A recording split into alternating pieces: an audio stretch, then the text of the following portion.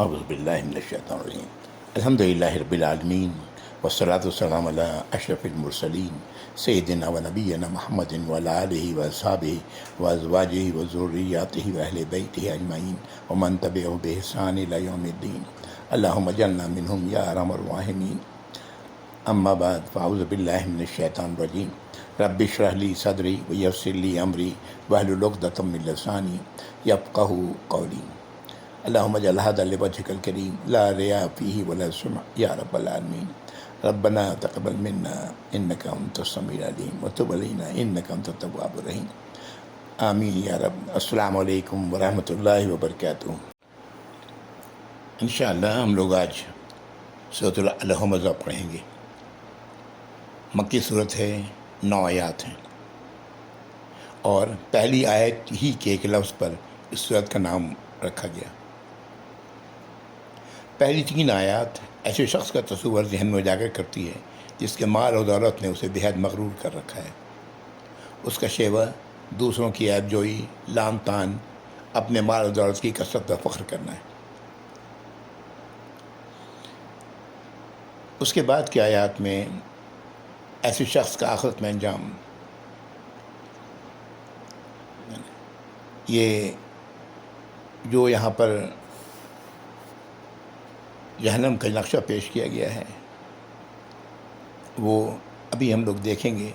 پورے قرآن میں کہیں بھی نہیں اس طرح کا نقشہ۔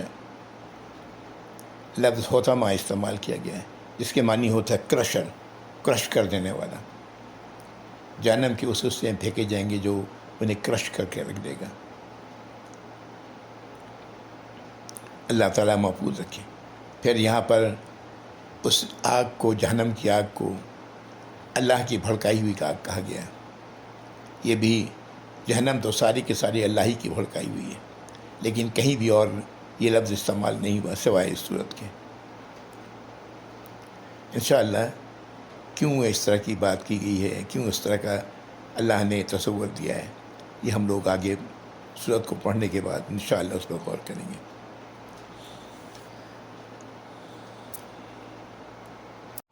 الہمزہ، اس کے مکی صورت ہونے پر مفسرین کا اتفاق ہے، اور یہ بھی بات اس پر بھی اتفاق ہے کہ ابتدائی دور میں نازل ہونے والی صورتوں میں سے ہے۔ اس میں اخلاقی برائیوں کی مذمت کی گئی ہے۔ ایک زرپرست شخص کے اندر مال کی وجہ سے کیسی برائیاں آتی ہیں، اور پھر اس کا انجام کیا ہے آخرت میں۔ اللہ تعالی ہم سب کو اس بات کی سمجھ عطا فرمائے، آمین یا رب العالمین۔ سورہ الہمزہ۔ اعوذ باللہ من الشیطان الرجیم، بسم اللہ الرحمن الرحیم۔ ویل لکل ہمزۃ لمزہ۔ پہلی آیت، تباہی ہے ہر اس شخص کے لیے جو لوگوں پر طعن، برائیاں کرنے والا ہے۔ ویل لکل ہمزۃ لمزہ، یہ لفظ ہمزہ اور لمزہ یہ معنی کے اعتبار سے باہم اتنے قریب ہیں، کبھی دونوں ہم معنی استعمال ہوتے ہیں، کبھی دونوں میں فرق ہوتا ہے، مگر ایسا فرق جو خود اہل زبان میں سے کچھ لوگ ایک دوسرے کا مفہوم سمجھتے ہیں۔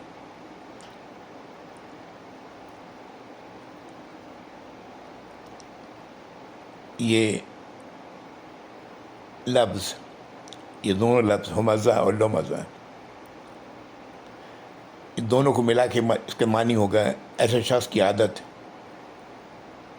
جو لوگوں کی تحقیر کرتا ہے، تذلیل کرتا ہے، کسی کو دیکھ کر انگلیاں اٹھاتا ہے، کسی کو دیکھ کر آنکھوں سے اشارے کرتا ہے، کسی کی نسب پر طعن کرتا ہے، کسی کی ذات میں کیڑے نکالتا ہے۔ کسی پر منہ در منہ چوٹیں کرتا ہے، کسی کے پیٹھ پیچھے اس کی برائیاں کرتا ہے، کبھی چغلیاں کھاتا ہے، لگائی بجھائی کرتا ہے، دوستوں کو لڑواتا ہے، بھائیوں میں پھوٹ ڈالتا ہے.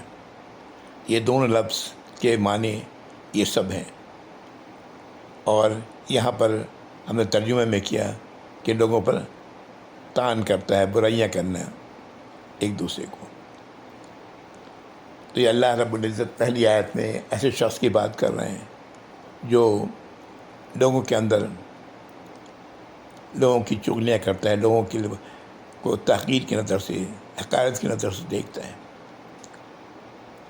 دوسری آیت الذی جمع مالا وعددہ، یہ وہ ہے جو مال جمع کرتا ہے اور پھر اس کی گنتی کرتا ہے. یعنی مال جمع کرتے رہنا اور اس کی گنتی کرتے رہنا، یہ ہے اس کی عادت.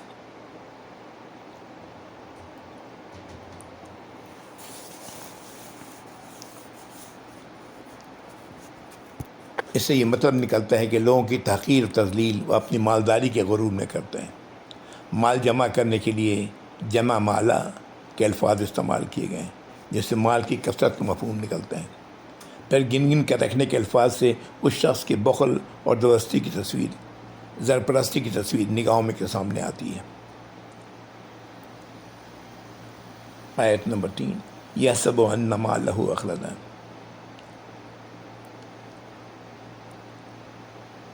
اور وہ سمجھتا ہے اس کا مال ہمیشہ اس کے پاس رہے گا. اس کے یہ معنی بھی ہو سکتے ہیں، وہ سمجھتا ہے کہ اس کا مال اسے ہمیشہ زندہ رکھے گا، حیات جاودہ وقت بخش دے گا. یعنی دولت جمع کرنے اور اسے گن گن کر رکھنے میں وہ ایسا منہمک ہے کہ اسے اپنی موت یاد نہیں آ رہی. اسے کبھی یہ خیال بھی نہیں آتا کہ ایک وقت اس کو یہ سب کچھ چھوڑ کر خالی ہاتھ دنیا سے رخصت ہو جانا ہے. یہ 3 آیات، ان 3 آیات میں جو بات معلوم ہوئی ہمیں، جس کی طرف اللہ تعالیٰ ہماری توجہ دلانا چاہ رہے ہیں، وہ یہ ہے کہ دوسروں کو اپنے سے حقیر جانتا ہے، اور مال کا جمع کرنا، بخالت، یہ ہے اس کی عادت. مال کو جمع کرتا ہے، گن گن کے رکھتا ہے، اور وہ یہ سمجھتا ہے کہ یہ مال اسے ہمیشہ کی زندگی عطا کر دے گا.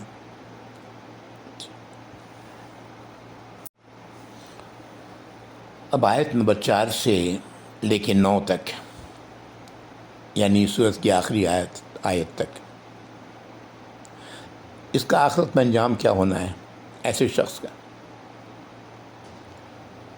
اللہ تعالیٰ محفوظ رکھیں ان برائیوں سے جس کا ذکر اللہ نے کیا آیت نمبر 1 سے لے کے 3 تک. ہم سب کو، تمام مسلمانوں کو. اب یہ انجام کی طرف دیکھیں کیا ہے. آیت نمبر 4 کلا لیمبذن فی الحطمہ، ہرگز نہیں، یہ تو وہ شخص ہے جو چکنا چور کر دینے والی جگہ میں پھینک دیا جائے گا. لفظ حطمہ آیا ہے، حطمتی، ہاں حطمہ، جس کا میں نے پہلے بتایا کہ یہ لفظ یہ کرشر کے معنی میں آتا ہے. آپ نے کرش کرنے والی چیزیں بہت ساری دیکھی ہوں گی. گاڑیاں کرش کی جاتی ہیں، دوسرے پتھر کرش کیا جاتا ہے. جس طرح وہ کرش کیا جاتا ہے اس طرح جہنم میں ایسی جگہ پھینکا جائے گا جہاں پر یہ بالکل کرش کر دیا جائے گا، لیکن مرے گا نہیں. پھر دوبارہ پھر زندہ ہو، پھر صحیح حالت میں آئے گا، پھر کرش کیا جائے گا. اللہ تعالیٰ محفوظ رکھیں اس ایسی جہنم کی، اس جہنم سے اور جہنم کی ایسی وادی سے. اور پھر لفظ نبض آیا، لیمبذن، لازماً یہ شخص پھینک دیا جائے گا. یہ لفظ کسی چیز کو حقیر سمجھ کے اس کو پھینکنے کے لیے آتا ہے. یہ لازماً پھینکا جائے گا حطمہ میں. آیت نمبر 5 وما ادراک ما الحطمہ، اور تم کیا جانتے ہو کہ یہ حطمہ کیا ہے؟ نار اللہ الموقدہ، اللہ کی آگ جو اللہ نے جلائی ہے، اللہ کی آگ خوب بھڑکائی ہوئی۔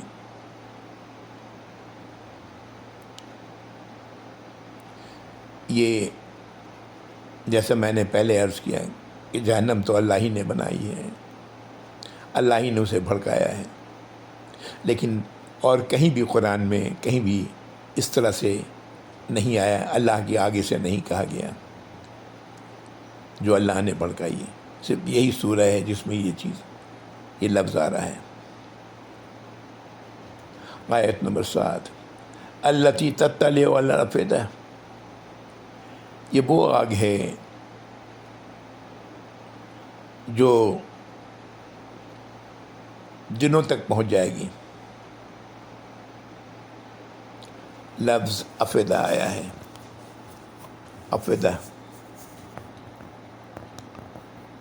یہ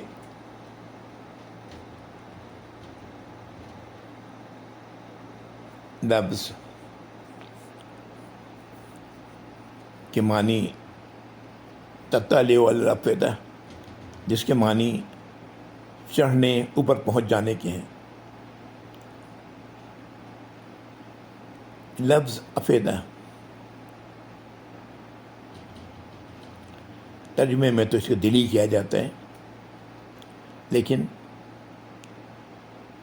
یہ اس دل کو نہیں کہتے جو سینے میں دھڑکتا ہے، بلکہ اس مقام کے لیے استعمال ہوتا ہے جو انسان کے شعور، ادراک، جذبات، خواہشات، عقائد، افکار، نیتوں، ارادوں کا مقام ہے۔ یعنی وہ لوگ وہ دنوں تک اس آگ کے پہنچنے کا مطلب ہے کہ آگ اس تک پہنچے گی جو انسان کے برے خیالات اور فاسد عقائد، ناپاک خواہشات، جذبات اور برے نیتوں اور ارادوں کا مرکز ہے۔ اس کا مطلب یہ نکلتا ہے کہ اللہ کی وہ آگ دنیا کی آگ کی طرح اندھی نہیں ہوگی، مستحق اور غیر مستحق سب کو جلا دے، بلکہ وہ ایک مجرم کے دل تک پہنچ کر اس کے جرم کی نوعیت معلوم کر کے اور اس کو اس عذاب میں ڈالے گی۔ اللہ تعالیٰ یا رب، اللہ تعالیٰ ہم سب کو محفوظ رکھیں یا رب العالمین جہنم سے۔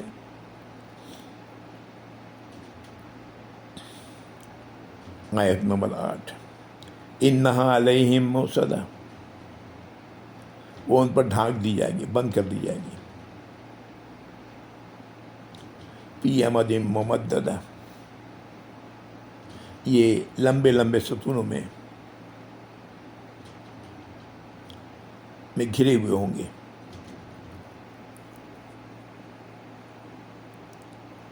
یعنی جہنم میں مجرموں کو ڈال کر اوپر سے اس کو بند کر دیا جائے گا، کوئی دروازہ تو درکنار، کوئی جھڑی تک نہ ہوگی اس میں۔ یہ آگ کے ستونوں میں ہوں گے، ان میں بندھے ہوئے ہوں گے۔ کہا گیا کہ آگ کے شعلے لمبے ستونوں کی شکل میں اٹھ رہے ہوں گے۔ یہ آیت نمبر 9 ہے۔ یہ وہ انجام ہے جو آخرت میں ایسے لوگوں کا ہے۔ اس سورت کی شروع کے 3 آیات میں 2 ایسی برائیوں کا ذکر ہے۔ ایک تو تکبر،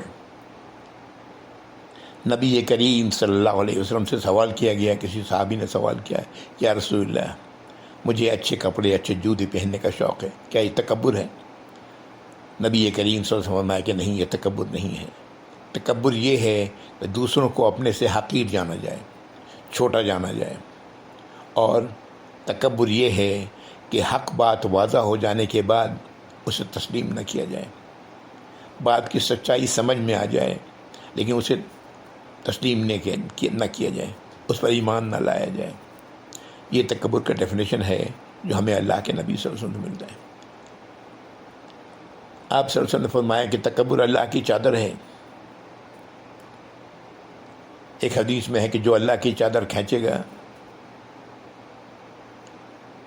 تکبر تو صرف اللہ ہی کو زیب دیتا ہے. ہم انسانوں کے پاس اپنا کیا ہے؟ کس بات پر ہم تکبر کر رہے ہیں؟ کچھ بھی تو ہمارا اپنا نہیں ہے. جو کچھ ہے اللہ ہی کا ودیت کرتا ہے. ہم انسان تو اللہ کے غلام ہیں. ہمارا مقصد پیدا کرنے کا اللہ نے صاف لفظوں میں بتایا کہ وَمَا خَلَقْتُ الْجِنَّ وَالْإِنسَ إِلَّا لِيَعْبُدُونِ، کہ ہم نے نہیں بنایا جن کو، جنات کو اور انسان کو مگر صرف اس لیے کہ وہ میری اطاعت و فرما برداری کریں، میری غلامی کریں. تو یہ ایک حدیث میں یہ ملتی ہے بات کہ جس ایمان والے کے دل میں رائی کے دانے کے برابر بھی تکبر رہا، وہ جہنم سے نہیں نکالا جائے گا. ایمان والے جہنم سے نکالے جائیں گے، لیکن اس کے بعد جب تکبر ان کے اندر سے، اس کی سزا انہیں پوری طور پر مل جائے. یہ وہ تکبر ہے جو اس ایسے شخص کی پہلی بیماری ہے. اور دوسرا مال کا جمع کرنا، انہیں سیت کر رکھنا. کسی معاشرے کی اکانومی کا پتہ لگتا ہے وہ مال جو سرکولیشن میں ہے. جب اس طرح سے لوگ مال کو جمع کرنا شروع کرتے ہیں تو پھر معاشرے میں تنگی پیدا ہوتی ہے. یہ ہمارے سامنے آج تو سائنسی علوم سے بہت کچھ پتہ لگتا ہے. یہ پیڑ پودے جتنے ہیں، یہ پتوں میں کلوروفل ہوتا ہے، اور اس طرح یہ سورج کی روشنی میں اپنے اندر انرجی پیدا کرتے ہیں، اور پھر یہ انرجی اپنے اندر نہیں رکھتے بلکہ پورے درخت میں اس کی جڑ تک یہ انرجی پہنچتی ہے، اور اس طرح وہ درخت زندہ ہوتا ہے، زندہ رہتا ہے، پھل پھول دیتا ہے. اگر یہ جو انرجی پیدا ہو رہی ہے وہ اگر پتے اپنے اندر محفوظ رکھیں تو کیا ہوگا؟ درخت ختم ہو جائے گا. یہی وہ بات ہے کہ مال کا سیت کر رکھنا، کنجوسی، یہ معاشرے میں خوشحالی نہیں لاتا. معاشرے میں خوشحالی تبھی آتی ہے جب مال گردش میں ہوتا ہے. یہ دوسری بیماری ہے، اور یہ سمجھ رہا ہے اس کے بعد یہ کہ یہ مال اسے ہمیشہ زندہ رکھے گا، یا یہ مال اس کے پاس ہمیشہ رہے گا. اس کو ذرا بھی اس بات کا خیال نہیں کہ ایک دن اس مال کو چھوڑ کے چلے جانا ہے، موت واقع ہونی ہے. موت سے غفلت میں پڑا ہوا ہے. یہ اس کی دوسری بیماری ہے. اور ان دونوں کا انجام اللہ نے اس کے بعد آیت نمبر 4 سے لے کے آیت نمبر 9 تک کہ جہنم میں ایسی چیزیں پھینکا جائے گا حقیر جان کے، بیکار چیز سمجھ کر کے، جو اسے کرش کر کے رکھ دے گی، اسے پیس کے رکھ دے گی. اور یہ کیا ہے؟ اللہ کی آگ ہے جو اللہ نے جلائی ہے. یہ وہاں تک پہنچے گی جہاں نیتوں میں خلل تھا، اور یہ ڈھکی ہوئی ہوگی. بڑے بڑے ستونوں میں، آگ کے ستونوں میں جکڑا ہوا ہوگا وہ شخص. اللہ رب العزت ہمیں آج سمجھ عطا فرمائے. تکبر تو ایسی چیز ہے جو ہمارے لیے کسی طرح جائز ہی نہیں ہے. اور پھر مال کی محبت اور اس کی یہ شدت. اللہ رب العزت ہم سب کو سمجھ عطا فرمائے یا رب العالمین.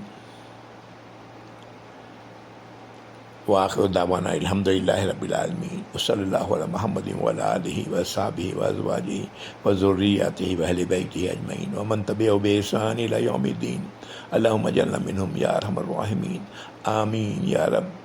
السلام علیکم ورحمۃ اللہ وبرکاتہ۔ جزاکم اللہ خیر، کم اللہ خیر، کم اللہ خیر، کم اللہ خیر۔